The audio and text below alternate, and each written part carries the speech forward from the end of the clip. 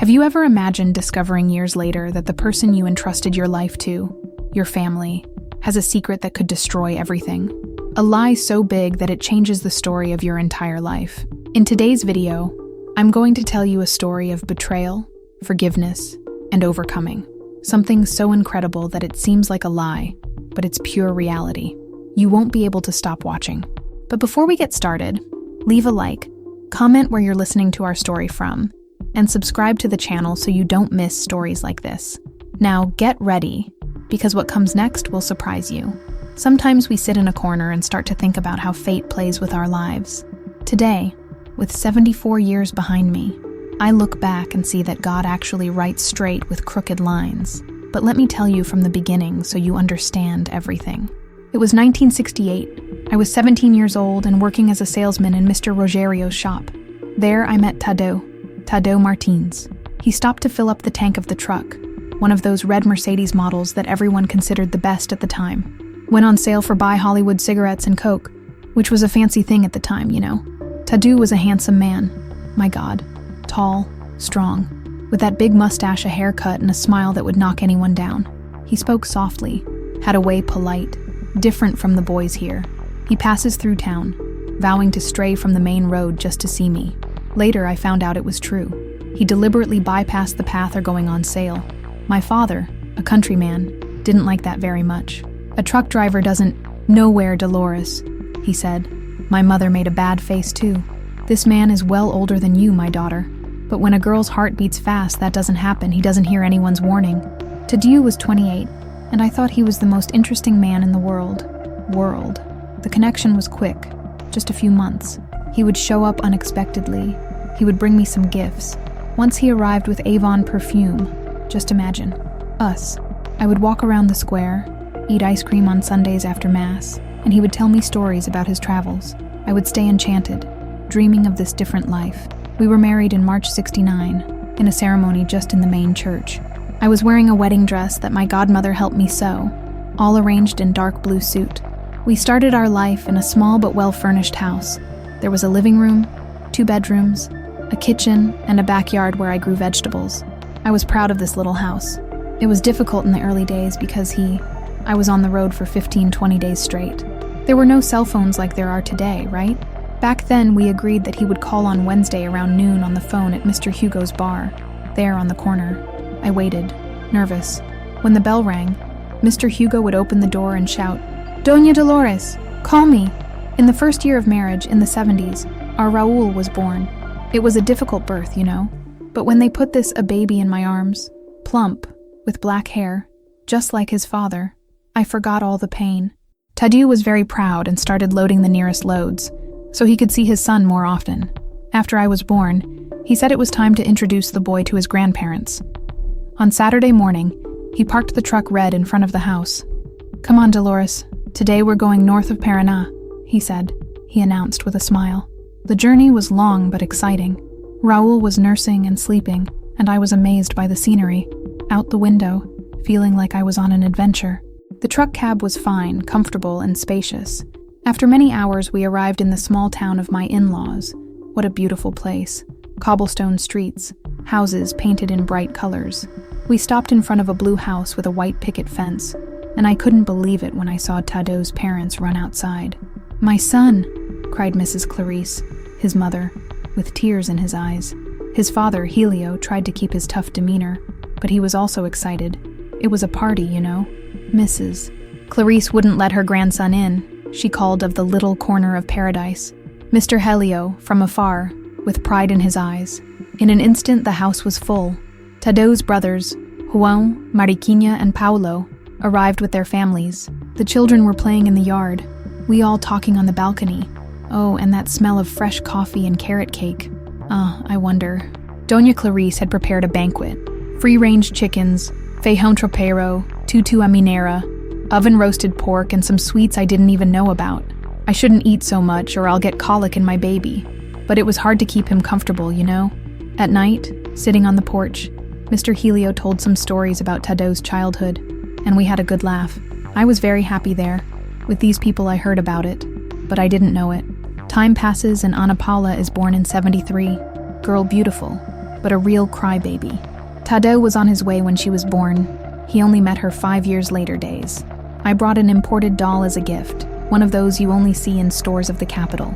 He compensated for his absence with gifts. In '76, closing the trio, Mauricio came. Thaddeus, I wanted another boy. I even chose the name. She said she needed another man at home when he was on the road. At that time, journeys were longer. You could even travel in the north of the country. It wasn't easy, you know?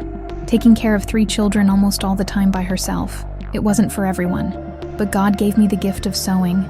I started doing repairs, then dresses for the girls in town, school uniforms. I had my singer, which I bought on credit, and every month I left the exact amount to pay. While I sewed, Raul, who was older, looked after his little brothers. My mother, Mrs. Beatriz, and my father, Mr. Juan. Otavio, like my brothers, they always found a way to show themselves.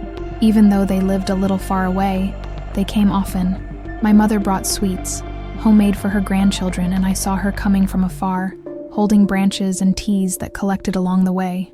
When he entered, he was already talking about the natural remedies that I have to use it. My older brother Vicente was the children's favorite, always with a funny story on the tip of the tongue. And my younger sister Lorena was my confidant, to whom I told everything, joys and sorrows. This was a relief for me, especially when Tadeu was traveling. At every step of his journey, it was a parade of surprises, sometimes a new radio, or chocolate for the boys, or even clothes fashioned for me. He used to say that his children were the neatest in the neighborhood, but it's as they say, present. It didn't make up for the lack. On Sundays when he was home, it was definitely a party. I woke up early, went to get fresh bread from the bakery, and then took everyone to Mass. There we met my parents and my brothers. Then there was that big lunch. Rice, beans, mayonnaise, chicken, baked from the bakery with egg farofa, delicious. The kids loved it when he told stories about the roads and the different places he saw. The neighborhood helped me a lot. Doña Marta, God bless her, was like a second mother to my children when I had to sew until late. She gave him dinner and put him to bed. Mr. Sebastião, from the little shop, he sold it to me on credit, writing down everything so I could pay it off when Tadeu came back. But there were also bitter days, you know? When a boy got sick, I went crazy. I didn't know what to do. The phone was the payphone in the square, and sometimes days went by without me being able to speak to Tadeu. In one of them, Mauricio had pneumonia and was hospitalized for 3 days, and the father only found out when he returned. The children were growing up. Raul began to. I wondered, Mom, why is Dad away so much? Why are you never at our birthday parties? I defended Tadeu. I said that we made a living from our work, but deep down I felt chills. Little did I know that my firstborn son's questions were just the beginning of a story that will turn our lives upside down. The 70s and 80s were relatively good, even with the absences. We managed to buy a bigger house, with 3 bedrooms and 1 area where I set up my tailoring studio. Tadeu said he makes a good living from freight transport. He would leave a sum of money every month, and sometimes he would bring extras. I got a special shipment, he explained. I remember well when our first color TV arrived, 20-inch sharp in 1980. Everyone on the street would show up to watch soap operas at my house. The kids stayed dazzled when they saw the colorful Sitio do Pica-Pau Amarelo. Mauricio, like a little boy, was glued to the screen, waiting for the Viscount. Everyone in the neighborhood admired our family. Doña Dolores is a lucky woman, they said. The husband who, I ironed clothes while listening to music on the radio, made coffee for the neighbors who came to pick me up. Mold and I thought I had the perfect life. Ah, my grandson. Tadeu was a man full of surprises. Although he disappeared a lot, he knew me, to make you feel special when you're home. Our marriage has had its ups and downs, but the part the intimate has always been intense. I remember very well when the children were asleep, and he arrived with that mischievous look. Shall we go for a walk, Dolores? We would quietly go out to the backyard where the truck was parked, and inside it seemed like the world had disappeared. Sometimes we just hugged, whispering about the future. Sometimes, well, I think you no wonder Tadeu didn't like to be alone in his room. He said he was emotionless. Look, my grandson, Tadeu might have had 1,000 flaws, but he knew how to keep the flame alive. Maybe that was it, a fire that has kept me going for so long. I have no regrets. These were moments that I cherish in my memory. Now I have to tell you, some things seemed strange to me. Little signs, then I ignored him. For example, Tadeu never let us answer the phone. When he was home, he was always the first to run, and sometimes he spoke very quietly, or hung up, saying it was a mistake. There was one time, I think in '85, I found a restaurant receipt his pants pocket, from a place he swore he hadn't been to. When I questioned him, he got angry, saying I'm looking for a horn on a horse's head. I learned that men don't like jealous women. Raul, now a young man, was suspicious of his father. Sometimes I saw his gaze, somehow analyzing Tadeu as trying to understand something. Ana Paula was her father's favorite. She could make him laugh, even on the days when he was most silent. Mauricio followed in his father's charming way, captivated everyone. In '88, Tadeu began to arrive with even more expensive gifts, imported perfumes and clothes brand. He said he had closed some shipments abroad to Paraguay. I felt a little scared, but he swore that everything was within the law. On Christmas '89, he disappeared and only called to say that the truck was broken. The boys were devastated. Raul, now 19, slammed down the phone, his face angry. It was the first time I saw my son lose respect for his father. That New Year's Eve, sitting in church, I asked the Virgin Mary for a sign if something was wrong. Well, my granddaughter. The saying goes that where there's smoke, there's fire. And it was true. Raul, now an accounting graduate and working in an office, began to become even more suspicious. He noticed his father's spending, his conflicting stories about his travels. He once confronted Tadeu at dinner. "Dad, how can you say you were in Cuiabá on Monday if Uncle Zeca saw you in Bauru?" Tadeu turned pale, then red with anger, and slammed his hand on the table, almost knocking over the plates. "Are you investigating me, kid?" Ana Paula, 16, cried when she saw father and son fighting. Mauricio, 13, would just stand in the corner, quietly, wanting to disappear. The house became heavy. Tadeu began to spend less and less time at home, saying who was taking on extra work. Then Raul decided to follow his father on one of these outings. He saved some money, asked for a few days off, and left without telling me. He came back a week later, desperate, without finding anything. "Brazil is huge, Mom," he said, "and Dad knows every curve." One Saturday evening, Tadeu had just arrived. We were watching TV when the phone rang. He ran to answer, as always, but Raul was faster. Someone on the other end hung up. "Our." Tadeu went crazy and shouted that his son was being disrespectful. Raul replied, "What are you hiding, Dad? Why so much secrecy?" Tadeu almost flew towards him. He had to place in the middle. That night, Tadeu left, saying he would sleep in the truck, that he could do no more. So many suspicions. Ana Paula came to my room in the early hours of the morning, crying, "Mom, does Dad have another family?" I hugged the girl and refused, but deep down I had already had the same thought so many times. He knows this fear of touching a wound? Well, I preferred to believe that Tadeu was involved with dirty business, smuggling, anything but another family. Just thinking about it made my stomach churn. That night, I prayed fervently for God to take these ideas away from me, but he had other plans. "Tell me, my grandson, you must have heard the saying that truck drivers are worthless, that they just drive around without source. You might think I should have known this was going to happen, right? But if it was, if you were me, what would you do? Would you go all the way to investigate, or would you pretend everything was fine? It's easy to judge, but anyone who's been in the situation knows how difficult it is. That was how it was for the rest of the year. An atmosphere of tension. Tadeu spent less time at home, saying that would take the load even further. Raul remained suspicious, but without evidence. Until he arrived that day. Oh, my granddaughter. That day in 1990, at the end of March. I can't get it out of my head. It was one Wednesday morning. I was in the backyard spreading out the laundry when I heard someone clapping their hands. At the gate, I thought Dona Marta, my neighbor, wanted to borrow some sugar. But from afar, I saw that it wasn't so. I was thinking of beggars. When I arrived at the gate, I found a woman of about 40 years old with long hair, a dyed blonde holding hands with 2 children, a boy about and a little girl about. They looked at me with a sadness that scared me. "Are you Mrs. Dolores?" the woman asked in her voice, trembling. I nodded. "I am Brigida, Tadeu's wife, my granddaughter." I felt the earth open up. I froze, unable to say anything. The little girl whimpered softly. Brigida continued in one breath. "Forgive me for looking like this, but I needed..." Tadeu had a bad accident and is hospitalized in Paranagua. He always said that I had another family, but I don't even remember exactly how. But I let them go. Curiosity. It was bigger than anger and disappointment. We sat in the living room, in a silence that hurt. The children, the poor things. He looked scared. The boy looked exactly like Tadeu. There was no denying it. Brigida told me everything. She and Tadeu. They met in 75, during one of his trips to the coast. He lied, saying he was single.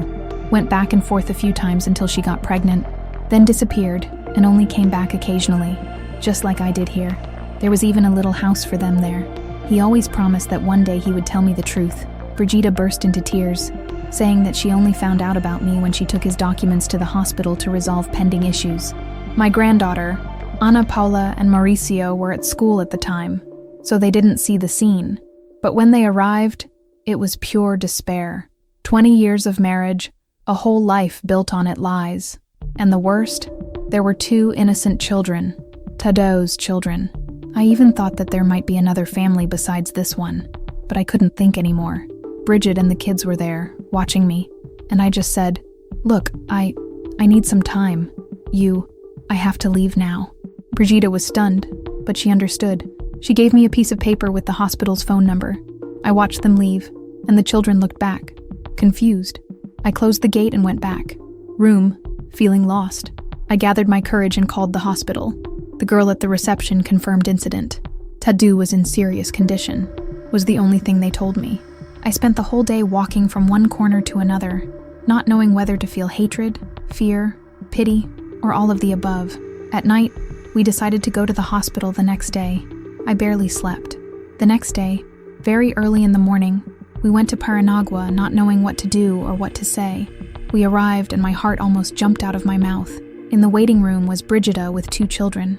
We watched with a mixture of resentment and shame. I felt cheated.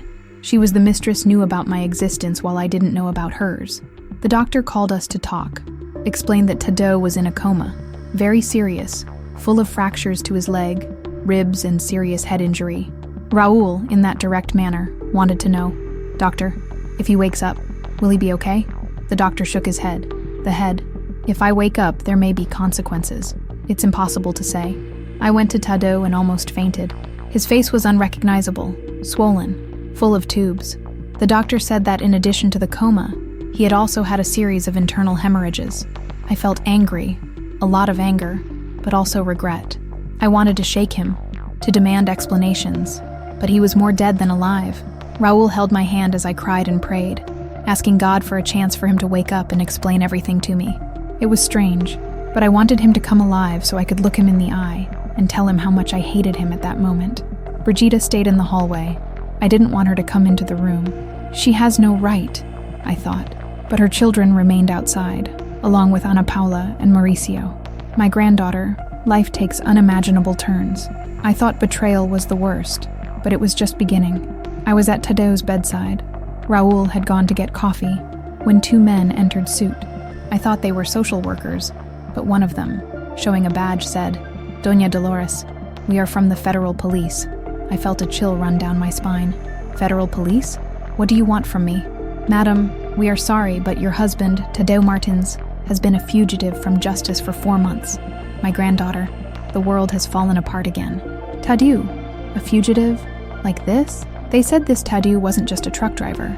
He was part of a national smuggling scheme, transporting electronics, drugs, even weapons. This has been happening since the 1970s. He supported 2 families without arousing suspicion. I could barely say anything. "But how?" I muttered, my head spinning. The oldest policeman, Augusto, sat next to me and said they had evidence that I didn't know anything, so I wouldn't be indicted. At that moment, Raul returned. I explained in a few words what was happening. My son's expression mixed anger, shock, and sadness. It was an endless nightmare. Thaddeus remained almost in a coma 1 month, exactly 27 days. The doctor asked us to talk to him so he could hear. I talked, but without any sweetness, saying everything that was stuck. After 27 days, he came out of the coma, but woke up confused and weak. He had suffered a stroke, the left side of his body was paralyzed, his speech was impaired, and many memories disappeared. Sometimes he recognized us, sometimes he didn't. After 2 more months in hospital and 2 operations, he was discharged, but in a wheelchair, immobile. The police were watching, but in this state, escape was impossible. When we got the news that he needed 24-hour care, I went in. Panic. I didn't want this man in the house at all, but my children begged me. He made a mistake, Mother, but now he needs us. I saw in their eyes a compassion that destroyed me. After all, Thaddeus was their father. Ana Paula, divided, eventually agreed, and even Mauricio, who said his father was paying for what he did, surrendered. I had no choice. I surrendered too, with bitter breasts. The doctors said we would need infrastructure: nurse, physiotherapy, speech therapist, very expensive medicines. Raul, very practical, came in with the documents father's disability retirement. It took almost a year, full of reports and expert opinions, but we managed. On the way home, the whole town already knew that Tadeu was a fugitive. We became a topic. Everyone he looked away, not knowing whether to feel pity or curiosity. But the worst thing was talking to Brigida and her children. That first day at the hospital, the police asked me if I wanted them to break the news, or I would personally tell you. I was an official wife on paper. So I was the one who told Brigida, with Raul accompanies me to a cafe on the waterfront. She cries nonstop. The eldest son, Breno, clenched her fists, and little Clarissa asked something that tore me apart. Aunt Dolores? So Daddy is evil? How do we explain to a child that people are not just good or bad, that we are full of contradictions? On the way home, I thought about every moment with Tadeu, our trucking adventures, passionate nights, the gifts. Now everything tasted like a lie. Finally came retirement, and, with she, we were able to hire a nurse, Fatima, a saint. Ana Paula even took a nursing course to help take care of the father. At first he cried a lot when he bathed him, but it became more strong over time. The years passed. Raul married Diana, daughter of Sebastian da Venda, and they lived together for 2 years. Streets below, Mauricio joined Marina, who lived around the corner.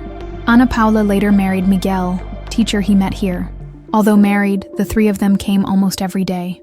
Raul, always serious, talked to his father, even if Thaddeus didn't understand. Mauricio, quieter, took care of the house and made repairs. Ana Paula shaved her father, exchanged diapers, cooked baby food, everything with dedication. And me? Well, I looked at this guy, and I felt a mixture of regret and disgust. Time passed. Tadeu remained in this state, practically a vegetable, glued to the bed, hospital. Sometimes he smiled or said a word, but these were rare glimpses. The children of Brigid, Breno, and Clarissa came to visit him sometimes. At first I felt a tightness in my chest, as they were living proof of betrayal, but I began to understand that they were not to blame for anything. Breno was identical to his father. Clarissa recoiled even more, Mother, came less, but brought small flowers for father, a scene that made my stomach turn, because it seemed they had already said goodbye. Brigid, on the other hand, disappeared, remarried, touched life. Only her children appeared. I admit that at first I hated her, but then I saw that she was deceived too. Tadeu promised her the world and the moon, just like he did with me. It was 17 years. My granddaughter, 17 years. I cared for a man I once loved, then hated, and for end, I forgave. Yes, I settled in the end. Sometimes I wondered if life would have been better if I was left in a nursing home. Maybe I would have remarried, traveled, seen new places. My friend Sandra always called me to the senior citizens dance. Dolores, go live, but I didn't go, because I had to take care of Tadeu. On bad days, I would look at him in bed and think, why am I still here? Why didn't I leave like Brigid? But then I saw my children taking care of their father with so much love, and I realized that it brought us even closer. We learn about forgiveness, about how to accept someone who has failed us. Years passed and grandchildren appeared. Raul gave me first granddaughter Lucia, and then Arthur. Ana Paula brought 3 more, Luis, Clara, and Regina, who arrived a year after her sister. Mauricio had only one little girl, Gisela. These, the little ones, cheered up the house, running around their grandfather's bed, not noticing his condition. For them, Grandpa Tadeu was just a special person who needed care. Still, she loved him. Tadeu seemed to react slightly when his grandchildren laughed and talked to him, as if he could feel the energy of these children. Sometimes I caught a tear in the corner of his eye, or in the corner of his mouth, sketching a smile. It's been about 19 years since he passed away. I woke up this morning with a heavy heart. I went to the room as always, and found him motionless, not breathing. He was 65 years old. Then I stood paralyzed on the threshold, The tears came. I cried everything I hadn't cried before, a mixture of sadness, relief, and emptiness. That day, Lucia slept with me. She came running and we cried, hugging each other. On waking, it was a difficult, but also a moment of reconciliation. I even saw Mr. Mai, Rogerio, the owner of the shop where I worked as a girl, who introduced Tadeu for me. He came over and called me into a corner. "Dona Dolores, I have something to tell you." I was shaking. He said he had known about Tadeu's second family for many years because Tadeu would show up there. I drank my coffee and let out a sigh. "He always said he loved you both, that there was never anyone else but you," Mr. Rogerio told me. I don't know if it was true, but I was shocked. Tadeu obviously trusted him, as if he were confessor. "My granddaughter, if you agree with the idea that God does not give us a burden greater than we can bear, let go." Comment saying this because a word of power can save someone in trouble. Upon waking, I reviewed every moment of our journey. The good times, the bad, the lies, the forgiveness. I saw the pain in my children's eyes, but I also saw recognition for having been there for them. Tadeu until his last breath, even after everything. Today, looking back, I understand that life is full of twists and turns. We never know what fate has in store for us. This terrible situation teaches about strength, unconditional love, and why not say, about how to leave something good behind that remain. Life was not as I planned it, but it was what I lived, with ups and downs. And finally, I found peace. I have my children, my grandchildren, and even great-grandchildren, because Lucia gave birth to 2 great-granddaughters. The family remains united despite everything, and in the end, that's what matters.